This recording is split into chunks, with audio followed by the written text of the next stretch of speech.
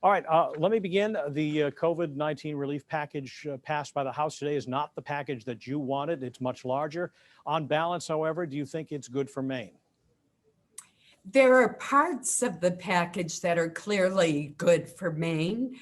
I wouldn't say it's good for Maine taxpayers in general, however, because unlike our package that I put forth, which was valued at $650 billion, this is 1.9 trillion. So it's going to increase our debt. It could cause interest rates to rise, and it has the potential of igniting inflation. If that happens, that will not be good for families in Maine.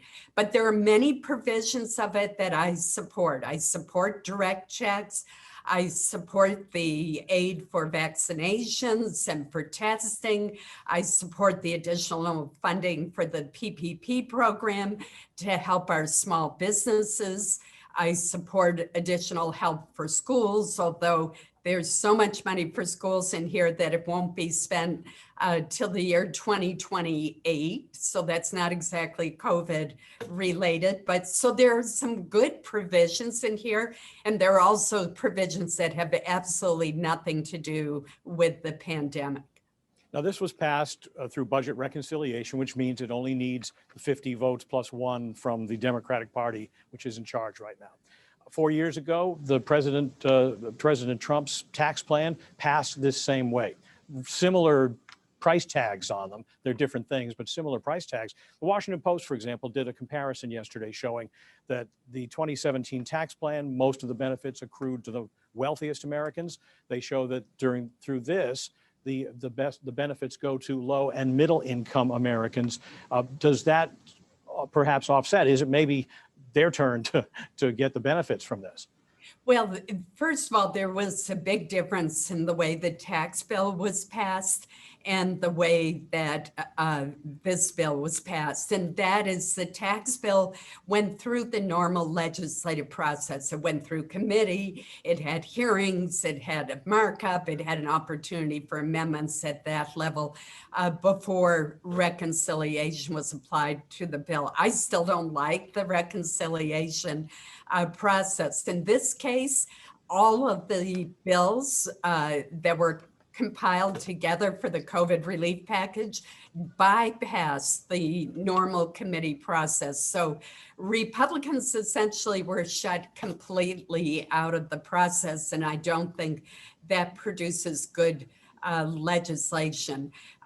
The tax bill benefited people at all income levels, and it made the child tax credit refundable, for example.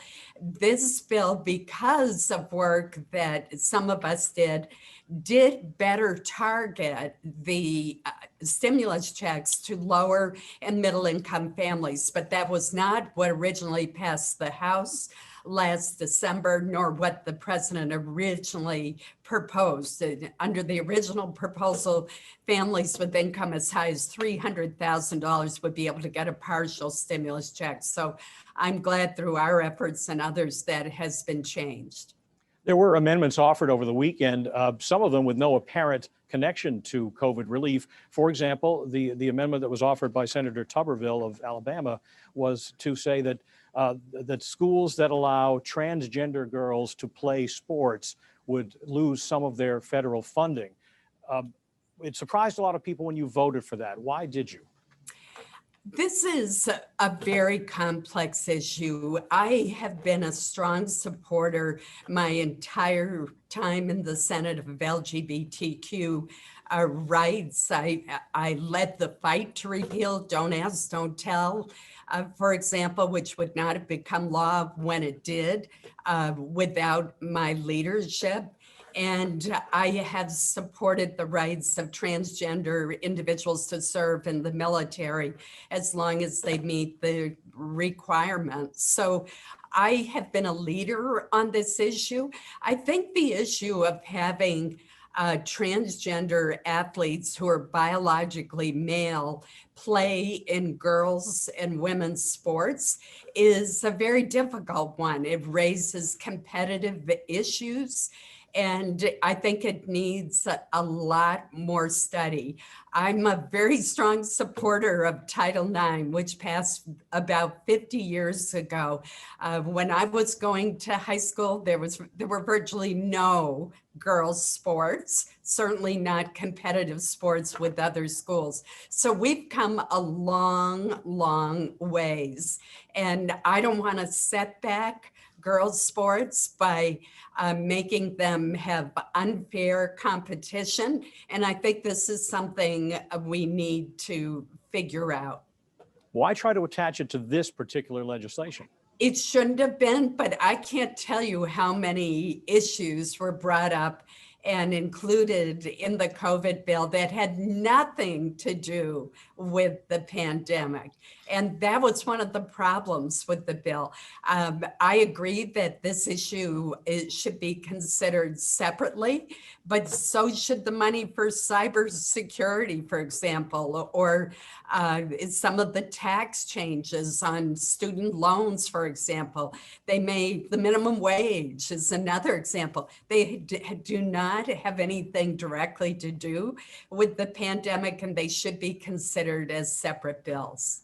I'm sure you're aware there are many in the LGBTQ community who are disappointed by that vote. Some would suggest this is a solution in search of a problem, in that it hasn't really been an issue in Maine schools, which already have a policy dealing with this. Well, if you look at other states, there have been examples of athletics teams, girls' athletic teams, where girls have been knocked out of the top 3 because they've competed against transgender athletes and thus haven't been able to get athletic scholarships to college, for example. So this does have an impact. I am not trying to prevent transgender athletes from enjoying sports, but this is something we've got to figure out. We've got to figure out a way that we do not set back the enormous advances that we've made in competitive sports for girls and women. And at the same time, we have to figure out how we can ensure that transgender athletes can also enjoy sports. Back for a minute to the divide in the Senate. Senator Angus King talked this week with us about how he has always been reluctant about the idea of eliminating the filibuster, because when you're in the minority, that can come back to bite you. But he told us if the position of Mitch McConnell and his caucus is going to be no to everything and everybody's going to be on board, then we've got to get things done for the country. What is your sense going forward now that this bill is going to be in your rearview mirror? Are there going to be legitimate efforts between Republicans and Democrats to get together on major legislation, or will Democrats say, you know what, we can't get anything done, we're going to have to eliminate the filibuster? Well, first, let me say that the filibuster is a long-standing tradition of the Senate, and it protects the rights of the minority party. And I would remind my dear friend Angus that the Democrats could be in the minority 2 years from now.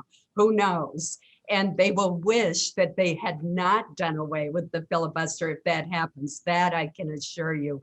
But the fact is that the filibuster also produces better legislation because it forces us to work together, unless in these rare instances you're able to use reconciliation to jam the minority party. And I want to point out that that's exactly what happened on the COVID bill.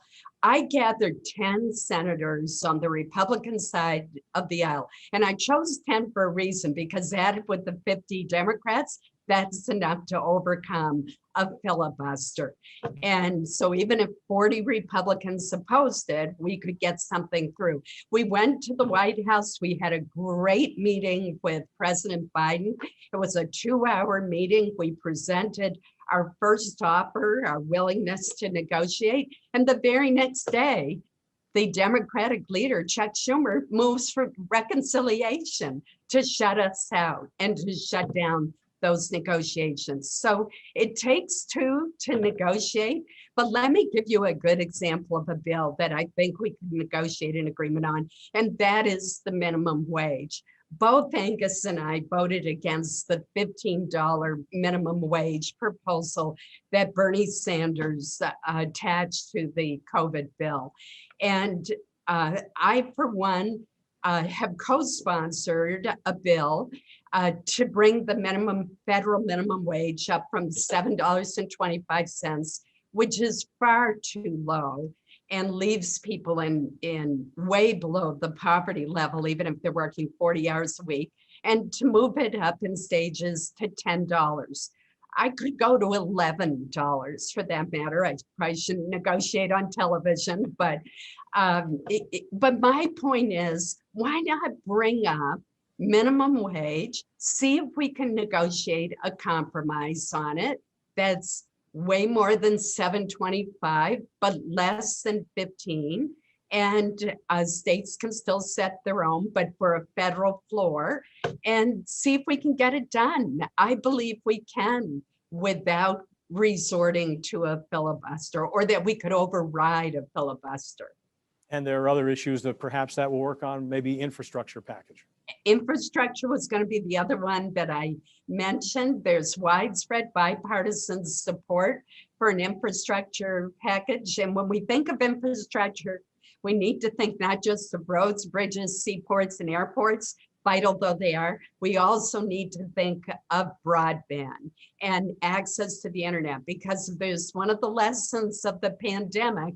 It is that there's a real divide and disparity between rural and urban areas.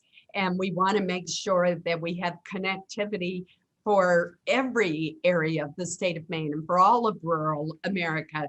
So you can get educated at home, not that I think that's the ideal, I don't. And you can work at home, and you can get telemedicine, which I'm really excited about, because that's a way to help people in rural areas get better access to specialists who live in cities for their And health. I assume you feel that the money that is in the COVID bill for broadband is a good part of this bill. Is that? I do. That's a part of the bill that I support. In addition, the first bill that I introduced in this session is a broadband bill that would provide $15 billion in federal grants to match state grants and internet service providers, so that we can reach that last mile, so that this family that I know in Aroostook County doesn't have to spend $15,000 just to bring the internet into their home. And that's what we need to overcome. And I do support that part of the COVID bill. There are several parts of the COVID bill that I think are worthwhile and needed. I would have given more in our bill to our healthcare system, particularly our rural hospitals. All right, Senator Collins, I appreciate your time as always, and we'll talk to you soon. Thank you, Pat.